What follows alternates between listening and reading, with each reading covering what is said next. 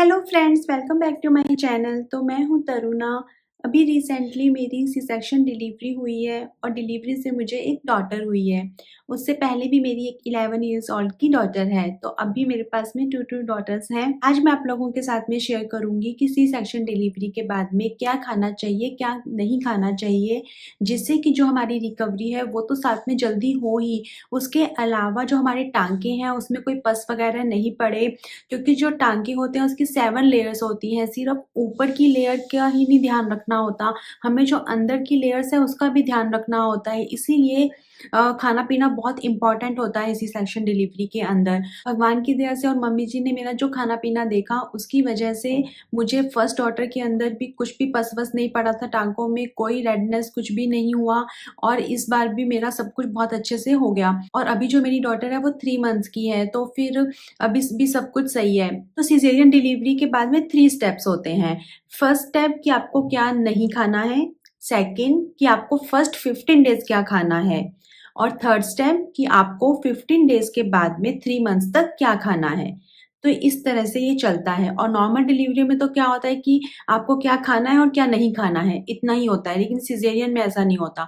Caesarean के अंदर first 15 days की डाइट अलग होती है और उसके बाद की डाइट अलग होती है। सबसे फर्स्ट कि आपको सिजेरियन डिलीवरी के अंदर खूब पानी पीना होता है, जो कि नॉर्मल डिलीवरी से थोड़ा अलग है। क्योंकि सिजेरियन डिलीवरी के अंदर मुझे मेरे डॉक्टर ने स्पेशली बोला था कि जो एनेस्थीसिया वाला इंजेक्शन लगता है बैक में, उसके कारण आपको खूब पानी पीना होता है, अदरवाइज आपको बाद में बैक पेन रह जाएगा।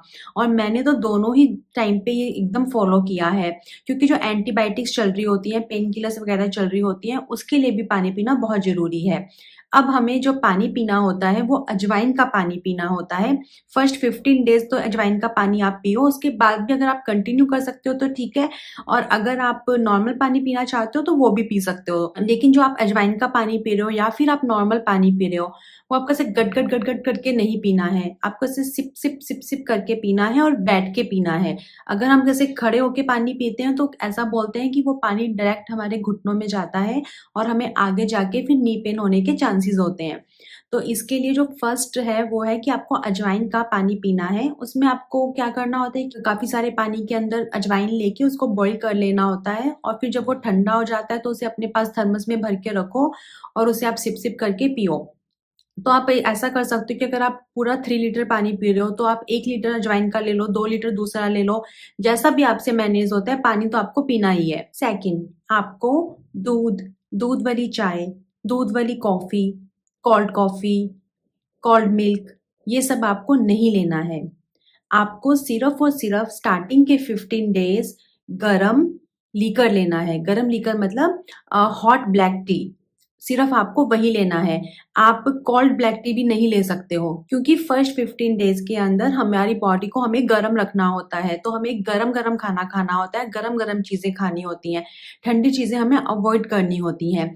इसके लिए आप सिर्फ़ ब्लैक टी ही ले सकते हो। उसके बाद में फिर जब 15 डेज़ आपके कंप्लीट हो जाएँगे, उसके बाद में आप क्या ले सकते हो, 3 मंथ्स तक आप हॉट टी ले सकते हो विद मिल्क, या आप गरम-गरम दूध ले सकते हो। आप हल्दी वाला दूध भी ले सकते हो, केसर वाला दूध भी ले सकते हो, बादाम वाला दूध भी ले सकते हो। लेकिन ये सब कुछ भी गरम ही होना चाहिए। तो बेसिकली 3 मंथ्स तक आपको ठंडा कुछ भी अवॉइड करना है, लिक्विड और ठंडा फूड भी। आप अचार, इमली, नींबू, दही, जो भी ये खट्टी चीज़ें हैं, वो आप स्टार्टिंग के 15 डेज़ बिल्कुल नहीं खा सकते। और 15 डेज़ के बाद में आप इसमें से सिर्फ़ दही खा सकते हो, जो कि एकदम ताज़ा घर पे जमी हुई हो, कि सुबह जमाई है और फिर आपने लंच के अंदर इसको ले लिया, दही। उसके अलावा जो बाकी की हैं लेमन, टैमरिंड और ये सब आप उसके बाद भी 3 मंथ्स तक नहीं खा सकते। क्योंकि ऐसा बोलते हैं कि जितनी भी खट्टी चीज़ें होती हैं, उसके कारण हमें गैस हो सकती है, या फिर ये जो हमारा टाँके हैं उसको नहीं सूखने देती हैं, तो इस कारण से इसको अवॉइड किया जाता है। अब अगर फ्रूट्स की बात करते हैं तो एकदम सिंपल है कि आपको खट्टे फ्रूट नहीं खाने हैं, ऐसे फ्रूट जो गैस बनाते हैं वो नहीं खाने हैं, ऐसे फ्रूट्स जो हैवी होते हैं, पचाने में मुश्किल होते हैं, वो आपको नहीं खाने हैं। तो फिर बेसिकली खट्टे फ्रूट्स के अंदर जैसे कि ड्रैगन फ्रूट अगर अपन देखें, या फिर ऑरेंज देखें, मौसम्बी देखें, इनफैक्ट कि पाइनएप्पल देखें, कई बार तो स्टार्टिंग के अंदर पोमीग्रेनेट भी हम लोगों के घरों में नहीं दिया जाता है, 15 डेज़ के बाद ही स्टार्ट करते हैं पोमीग्रेनेट भी देना, मतलब अनार भी। तो ये सारे फ्रूट्स अवॉइड किए जाते हैं। हेवी फ्रूट्स के अंदर जैसे कि बेर जो हुए, जो थोड़े-से ऐसे हेवी होते हैं, वो सारे फ्रूट्स नहीं दिए जाते हैं। और इनफैक्ट कि तरबूज और जो खरबूजा होता है, इससे गैस बनती है, इवन एप्पल से भी गैस बनती है, ऐसा कहा जाता है, तो वो भी स्टार्टिंग के 15 डेज़ बिल्कुल भी नहीं देते हैं। तो मैं आपको एकदम सिंपल सा अगर बताती हूँ, तो स्टार्टिंग के 15 डेज़ सिर्फ़ और सिर्फ़ फ्रूट्स में हम लोगों में पपाया देते हैं, पपीता।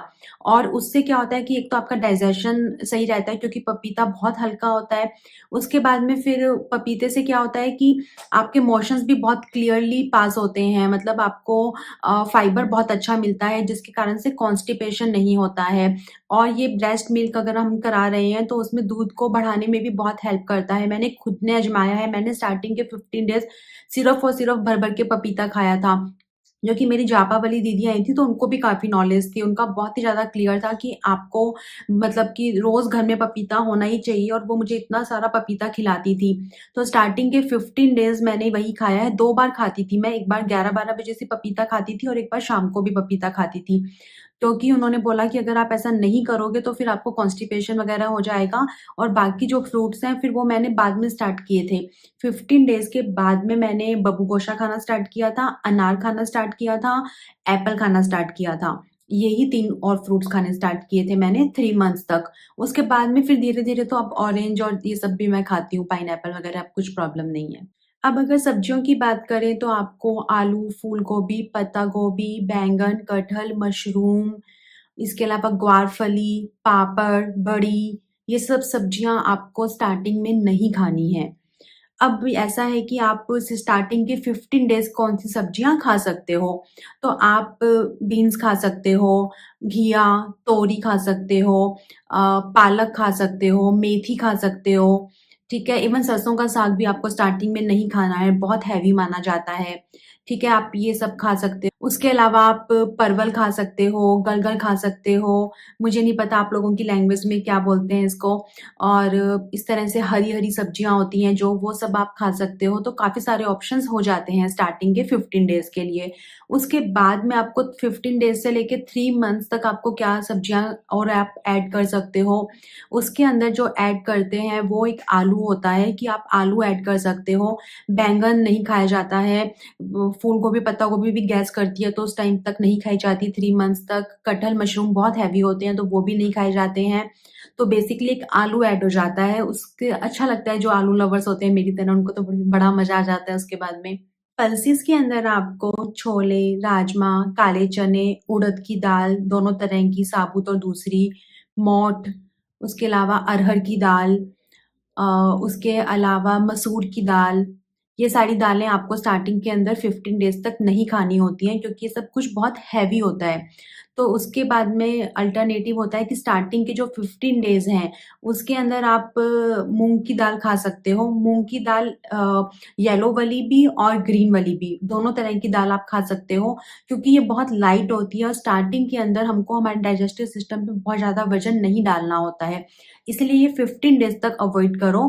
15 डेज़ के बाद में आप मसूर की दाल उसके अंदर ऐड कर सकते हो। उसके अलावा तो कुछ भी ऐड नहीं होगा, क्योंकि सब कुछ बहुत भारी होता है और गैस बनाता है। राजमा, छोले-वोले बिल्कुल भी मत खा लेना 3 मंथ्स तक। उसके बाद में फिर अगर बात करते हैं तो आप बेसन नहीं खा सकते हो स्टार्टिंग में, बेसन का चीला खा सकते हैं ऐसा लोग सोचते हैं, बट मत खाना।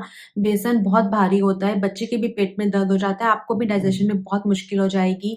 तो बेसन आप मत खाना। इसका अगर आपको चीला-वीला खाने का मन कर रहा है, तो आप मूँग दाल का चीला खा सकते हो वेजिटेबल्स डाल के, वो आप खा सकते हो। और जो बेसन है उसको आप स्टार्टिंग के 15 डेज़ नहीं खा सकते हो, 15 डेज़ से लेके 3 मंथ्स तक भी आप नहीं खा सकते हो, बहुत हेवी होता है बेसन। अब अगर सलाद की बात करते हैं तो आप कच्चा सलाद नहीं खा सकते हो, जैसे कि मूली, गाजर, टमाटर और खीरा, ये सब चीज़ें आप नहीं खा सकते, गैस्ट्रिक बनाती हैं बहुत ज़्यादा। तो इसकी जगह फिर आप स्टार्टिंग के 15 डेज़ तक जैसे आप सूप ले सकते हो, इस इनमें से कोई भी सब्जी का। मूली नहीं लेनी है, चुकंदर-वकुंदर इन सब सब्जियों का आप एक लाइट सा सूप ले सकते हो स्टार्टिंग के 15 डेज़। और 15 डेज़ से लेके 3 मंथ्स तक भी मूली आप उसमें दोबारा ऐड नहीं कर सकते हो। मूली अवॉइड करो 3 मंथ्स तक। अब बात करते हैं कि दूध, घी, रिफाइंड ऑयल, घी के बने हुए लड्डू और ड्राई फ्रूट्स वाले लड्डू, ये सब का क्या है सीन है। तो ये सब आप स्टार्टिंग के 15 डेज़ नहीं खा सकते हो। 15 डेज़ के बाद में 15 डेज़ से लेके 3 मंथ्स तक आप आराम से दूध पी सकते हो, हल्दी वाला दूध पी सकते हो, घी खा सकते हो आप। उसके अलावा आप लड्डू खा सकते हो, मेवे के लड्डू भी खा सकते हो, दूसरे लड्डू भी खा सकते हो जो आपकी सास बनाएँगी, गोंद वाले, कोई दिक्कत नहीं है। बस स्टार्टिंग के 15 डेज़ नहीं खाया जाता है क्योंकि ये बहुत हेवी होता है और टाँके नहीं सूखते हैं इससे, अगर हम इसको खाते हैं तो। अब ऐसा है कि फिर क्या खाएँ, सब्जियाँ वगैरह कैसे बनाएँ? तो क्या है कि आप एकदम कम घी यूज़ करो, जितना कम हो सके। जो हमारी ये थिंकिंग है कि डिलीवरी के बाद में बहुत ज़्यादा घी खाना है, वो 15 डेज़ के बाद में आप स्टार्ट करिए। पर स्टार्टिंग के 15 डेज़ आप कम घी के अंदर चाहे पराठा बनाओ, चाहे आप कम घी के रोटी रोटी पे लगाओ, चाहे खिचड़ी-विचड़ी के अंदर भी छौंक के टाइम पे बहुत ही कम घी यूज़ करो आप। उसके बाद में 15 डेज़ के बाद में आप नॉर्मल घी स्टार्ट करो जैसे भी आपका मन हो। मैदा, पूड़ी, पकौड़े ये सब आपको स्टार्टिंग के अंदर बिल्कुल भी नहीं खाने हैं। आपको ये सब चीज़ें स्टार्टिंग के 15 डेज़ भी नहीं खानी है और उसके बाद में 3 मंथ्स तक भी नहीं खाना है कुछ भी फ्राइड। अब आप क्या खा सकते हो, वो है कि आप अजवाइन का पराठा खा सकते हो, आप नॉर्मल चपाती खा सकते हो गेहूँ की, उसके अलावा आप कोई भी वेजिटेबल का पराठा बना के खा सकते हो, हल्का-सा उसमें घी लगा के। इवन कि आप पनीर का पराठा भी स्टार्टिंग में खा सकते हो। समहाउ दूध और दही अलाउ नहीं होता, लेकिन पनीर अलाउ होता है। पनीर और दाल आपको स्टार्टिंग में खाना भी चाहिए क्योंकि इससे आपको प्रोटीन मिलेगा, अदरवाइज़ आपको प्रोटीन कैसे मिलेगा? आप किसी भी तरह का स्पाइस अपने फूड के अंदर नहीं डाल सकते, चाहे वो ग्रीन चिली हो, काली मिर्ची हो, रेड चिली पाउडर हो, गरम मसाला हो, इवन कि शिमला मिर्च भी। ये सब चीज़ें आप स्टार्टिंग में नहीं खा सकते हो 15 डेज़ तक। और ये सब चीज़ें आप बाद में 3 मंथ्स तक भी बिल्कुल नहीं खा सकते हो। अगर आप उसके बाद में स्टार्ट करना चाहो 2 ढाई महीने के बाद में थोड़ा-सा काली मिर्ची आप स्टार्ट कर सकते हो। उसके अलावा आप कुछ भी मत स्टार्ट करना, गैस भी बनाता है, जलन भी करता है, टाँके भी नहीं सूखने देता है। उसके बाद में थोड़ा-सा मुँह नमकीन करने के लिए आप फूल मखाने खा सकते हो, लेकिन जो ड्राई फ्रूट्स हैं वो स्टार्टिंग के 15 डेज़ तक नहीं खाए जाते हैं। स्टार्टिंग के 15 डेज़ के बाद में 15 डेज़ से 30 डेज़ के बीच में आप किसी भी तरह का ड्राई फ्रूट खा सकते हो। एक बार 15 डेज़ आप अवॉइड करो क्योंकि बहुत ज़्यादा इसमें मेहनत लगती है ड्राई फ्रूट्स को पचाने में, बहुत हेवी होते हैं, कॉन्स्टिपेशन भी करते हैं। तो स्टार्टिंग के 15 डेज़ हम इन्हें अवॉइड करते हैं। सिर्फ़ हम थोड़े से घी के अंदर फूल मखाने, दाल मखाने सेक के थोड़ा-सा कुरकुरा मुँह करने के लिए वो खा लेते हैं। लेकिन 15 डेज़ के लेके 3 मंथ्स तक आप आराम से जितना भी चाहो ड्राई फ्रूट खा सकते हो। ऐसा कहा जाता है कि जापे वाले को बिना भिगोए ड्राई फ्रूट खाने चाहिए डायरेक्ट, क्योंकि भिगोने से क्या होता है कि उसमें ठंडक आ जाती है और मोस्टली गर्म चीज़ें दी जाती हैं जापे में, दैट्स व्हाई। जापा मतलब आफ्टर डिलीवरी। तो फिर जो ड्राई फ्रूट्स हैं उसके अंदर आप अंजीर खा सकते हो, नोजे खा सकते हो, आप काजू, किशमिश और ब्लैकबेरीज़ और ब्लूबेरीज़ खा सकते हो, अखरोट खा सकते हो, बादाम खा सकते हो। इस तरह से आप कोई भी ड्राई फ्रूट्स फिर 3 मंथ्स तक खा सकते हो। ठंडा या बासी खाना बिल्कुल भी नहीं खाना है, हमेशा गरमा-गरम खाना ही खाना है। इनफैक्ट कि डिलीवरी के अंदर चपाती भी गरमा-गरम बनाकर दी जाती है, ताकि पूरा सेक हो जाए अंदर से शरीर का। तो इसके लिए आपको ध्यान रखना है कि आप जितना हो सके थोड़ा-सा गरम या वार्म चीज़ें ही खाओ, बजाए ठंडे के। तो बासी या पुराना 1 दिन बासी जो फ्रिज के अंदर होता है, वो सब आप अवॉइड करो इस टाइम पे। उसके अलावा कुछ चीज़ें आपको नहीं खानी है, जैसे कि नॉन-वेज हुआ, प्रोसेस्ड फूड हुआ, मार्केट से लाया हुआ फूड हुआ, गोलगप्पे वगैरह या फिर कुछ भी फ्राइड है जो मार्केट का है, वो सब आपको बिल्कुल भी नहीं खाना है। कोल्ड ड्रिंक्स, इनफैक्ट कि जैसे chocolates, toffees, ice creams, chips, ice cream ये सब आपको अवॉइड करनी है। बेसिकली आपको लाइट और न्यूट्रिशियस फूड ही खाना होता है, तो जैसे कि आप फ्रेश दलिया खा सकते हो, व्हीट का दलिया खा सकते हो या मल्टीग्रेन दलिया आप खा सकते हो। उसके अलावा आप मूँग दाल की खिचड़ी खा सकते हो, अ, ग्रीन मूँग दाल की या फिर येलो मूँग दाल की खिचड़ी खा सकते हो, या फिर आप ये भी कर सकते हो कि आप इन दोनों में सब्जियाँ डाल के खा लो दलिए में और उसमें। तो हम लोगों के घरों में तो मोस्टली यही सब दिया जाता है। तो मैंने आपके साथ में शेयर किया कि जो मेरा सेकंड सिज़ेरियन हुआ है या मेरा फर्स्ट सिज़ेरियन हुआ था, उसके बाद में मैंने क्या प्रॉपर मतलब कैसा खाया और क्या नहीं खाया, जिससे कि मैं अभी तक हेल्दी हूँ और भगवान करे कि आगे भी हेल्दी ही रहूँगी। तो अगर आपको मेरा ये वीडियो अच्छा लगा हो तो प्लीज़ इसको उन लड़कियों के साथ में शेयर करना, जिनको इसकी सबसे ज़्यादा अभी ज़रूरत है। And thank you for watching my video. Please subscribe my channel. Thank you.